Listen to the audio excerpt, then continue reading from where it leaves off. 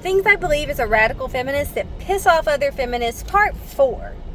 If you are married to a good-for-nothing, worthless, lazy slob who doesn't cook, clean, or take care of his children, it is your fault. You heard me, it's your fault. You should have chose better.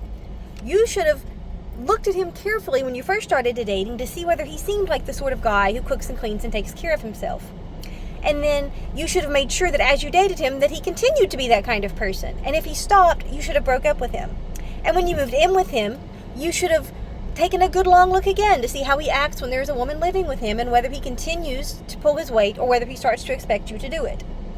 You should have accounted for that before you decided to marry him. And then if somehow he fooled you until after you got married and then he started to become a slob, you certainly shouldn't have had children with him. And if you had one child with him and he was doing all right, but then he started to slack off and become a slob, you shouldn't have had child number 2 with him. Okay, you had numerous opportunities in this process to realize that this guy was a slob. And if he's a slob right now, and he just magically became a slob after you had baby number 42, you could still walk away and leave, right? So if you are married to a good-for-nothing slob, that's your problem because you picked him. My mama used to say, don't bitch about your husband because you picked him. That's your choice. You chose to date, live with, marry, and breed multiple times with a good-for-nothing, worthless slob. That's on you.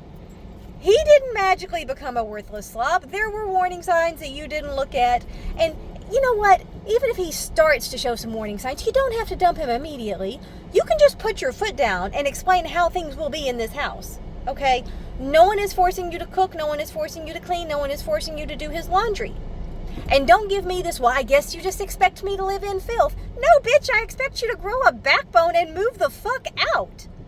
Don't live with a slob. Don't marry a slob. Don't breed with a slob, okay? And you know what? If you've already got kids that you have to take care of, at least if you leave his miserable ass, you'll have one less kid that you're taking care of. I mean, you're already doing all the work by yourself now, so you might as well be doing a little less work by leaving him, okay?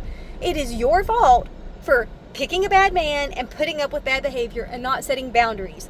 The first time he left a cup sitting on the table, you should have looked at him and said, baby, your mama don't live here. Go put that in the sink. What's wrong with you?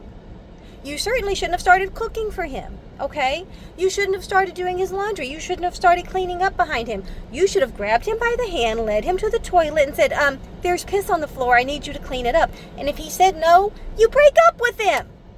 This is not fucking complicated, ladies. You cannot volunteer to be a martyr and then bitch about it, okay? Don't pick these losers and then bitch about them. Just do fucking better. Sorry, not sorry.